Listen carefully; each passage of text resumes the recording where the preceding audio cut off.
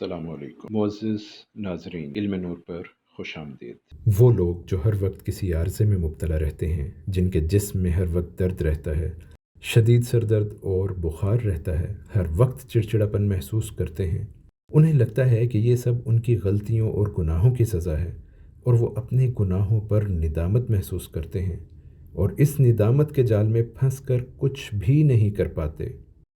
آج کی ویڈیو خاص طور پر انہی لوگوں کے لیے ہے۔ معبود برحق جو سب جہانوں کا مالک ہے، جس نے ہر چیز کو پیدا کیا اور سب مخلوقوں میں انسان کو اشرف المخلوق کا درجہ دیا، انسان کو ہی عقل و فہم سے نوازا کہ وہ اپنے لیے خود راستے تلاش کر سکے، انسان کو ہی اچھے اور برے میں فرق کرنے کا شرف بخشا۔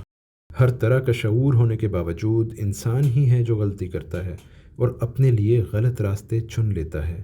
دنیا کی چمک دمک میں ڈوب کر وہ مقصد کو بھول کر صرف ظاہر کی خواہش میں اپنے رب کی مقرر کردہ حدود کو بھول جاتا ہے، اور پھر شیطان کو اپنا حاکم بنا لیتا ہے، اور پھر وہ بھول جاتا ہے کہ وہ اپنی اصل سے بھٹک گیا ہے اور دنیا کی اس دلدل میں دھستا جاتا ہے۔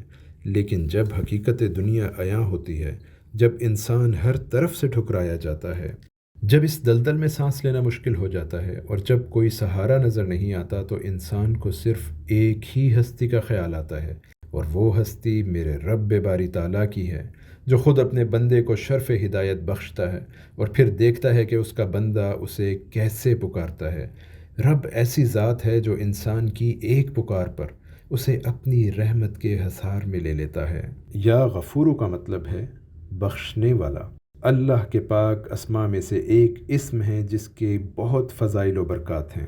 جب ہم اللہ کو بخشنے والا کہہ کر بار بار پکارتے ہیں تو وہ اپنی بخشش کے دروازے کھول دیتا ہے اور ہمیں بخش دیتا ہے اور ہم پر سے ہر مشکل و مصیبت دور کر دیتا ہے۔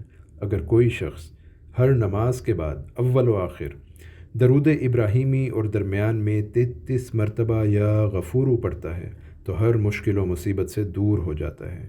اگر کسی کو بخار رہتا ہے یا سر میں درد رہتا ہے تو وہ شخص یا غفورو 3 مرتبہ کاغذ پر لکھ کر منہ میں رکھ کر چوس لے تو 3 دن یہ عمل کرنے سے اس کا مرض جاتا رہے گا۔ اگر آپ کی فصل پھل پھول نہیں رہی تو 7 مرتبہ پڑھ کر پانی پر دم کر کے چھڑکنے سے فصل دگنی ہو جائے گی انشاءاللہ۔ اگر آپ عشاء کی نماز کے بعد 101 مرتبہ یا غفورو کا ورد کرتے ہیں تو آپ کے دل کی سیاہی کم ہو جاتی ہے اور آپ پرسکون محسوس کرتے ہیں۔ لیکن اگر آپ پڑھنے کے باوجود اس کا فیض حاصل نہیں کر پا رہے تو اس کے فیض حاصل کرنے کے 2 طریقے ہیں۔ عملیات کا طریقہ۔ عامل بننے کے لیے اجازت شرط ہے، کیونکہ قرآن مجید کی آیات اور اسم اعظم کے ساتھ موکلات بھی ہوتے ہیں، اور اللہ نہ کرے وہ آپ پر الٹے بھی پڑ سکتے ہیں، اس لیے آپ کو اجازت لینا ضروری ہے۔ جو لوگ عملیات کو آسان ہدف سمجھتے ہیں، ان کے لیے جاننا ضروری ہے کہ عملیات ایک مشکل کام ہے جس کو کرنے کے لیے اپنی تمام خواہشات کو قربان کرنا پڑتا ہے۔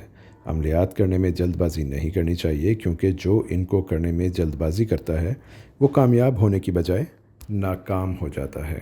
عملیات کرنے کے لیے بہت سی چیزوں کا خیال رکھنا ہوتا ہے، جیسا کہ حقوق و فرائض، جلالی و جمالی پرہیز، نفرت، غصہ، جھوٹ، کینہ، زنا، اور خاص طور پر اپنے آپ کو اور دل کو پاک رکھنا لازمی ہوتا ہے۔ پھر 40 دن تک خاص جگہ اور خاص تعداد میں پڑھنا ہوتا ہے۔ دوسرا طریقہ صدری طریقہ، روحانیت کا خاص طریقہ جس کو انگلش میں اٹیونمنٹ کہا جاتا ہے، اردو زبان میں منتقل کرنا ہوتا ہے۔ روحانیت میں استاد اپنے شاگرد کو صدری طریقہ سے روحانیت منتقل کرتا ہے، یعنی سینے کا علم سینے میں ڈالتے ہیں۔ سینہ بسینہ روحانیت میں صدری طریقہ شاگرد کے قریب ہونے کا محتاج نہیں۔ روحانی لہروں کے ذریعے یہ روحانیت دور سے بھی منتقل کی جا سکتی ہے، جس کو ڈسٹنٹ اٹیونمنٹ کہا جاتا ہے، جس کا خاص طریقہ کار ہدایات کی شکل میں شاگرد کو بتایا جاتا ہے۔ صدری طریقہ سے شاگرد 40 منٹ میں یہ طاقت حاصل کر سکتا ہے۔ جو لوگ عملیات کے شوقین ہیں یا حاجت رکھتے ہیں اللہ تعالیٰ کے اس مبارک نام کی طاقت کو حاصل کرنے کی، وہ ہم سے رابطہ کر سکتے ہیں۔ مزید معلومات کے لیے دیے گئے نمبرز پر رابطہ کیجیے۔